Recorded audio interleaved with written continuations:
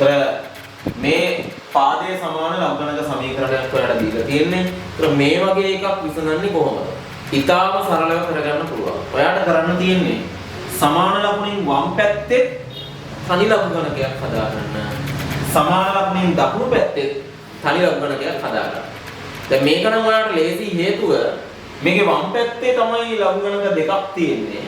හැබැයි දකුණු පැත්ත ඔයා බලුවොත් දකුණු පැත්තේ තනි ලබ්ධනකයක් තියෙනවා. ඒතර මේකේ දකුණු පැත්ත මුකුත් කරන්න ඕනේ නැහැ.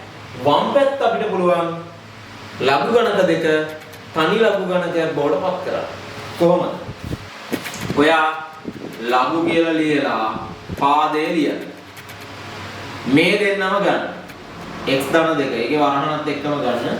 තුනක් ගන්න. මැද්දේ එකතු කිරීම වෙනකොට ඔයා ගුණ කිරීම දාන්න. එකතු කිරීම තිබ්බොත් ගුණ කිරීම දානවා. අඩු කිරීම තිබ්බොත් බෙදීම දානවා. ඕක තමයි කරන්නේ. දැන් ඔයාලට තව වරහණක් දාන්න වෙනවා. සමානයි එහා පැත්තේ තියෙන ලඝු දෙකේ පාදයට 12. දැන් ඔන්න පුතේ වම් පැත්තේ තනි එකක් හැදුනා, දකුණු පැත්තේ තනි ලඝු ගණකයක් හැදුනා.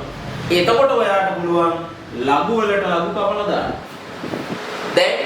දැන් මෙතන තියෙන සාමාන්‍ය සරල සමීකරණයක් ඔයාලට මේක විසඳුවේ.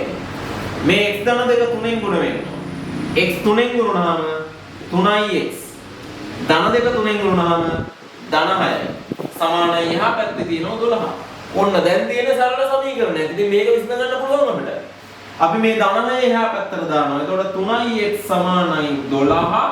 ධන 6 එහා පැත්තට ගියාම ඍණ 6යි.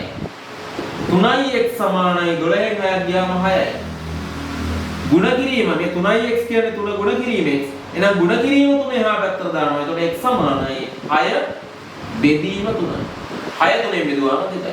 ඔන්න x ලාගේ හම්බුනා. ඉතින් ඔන්න ඔය විදිහට ඔයාලට ඕනම ලඝු ගණක සමීකරණයක් දුන්නොත් හදාගන්න පුළුවන්. විභාග කෙටි ප්‍රශ්න වලට අහනවා. මතක තියාගෙන යන්න.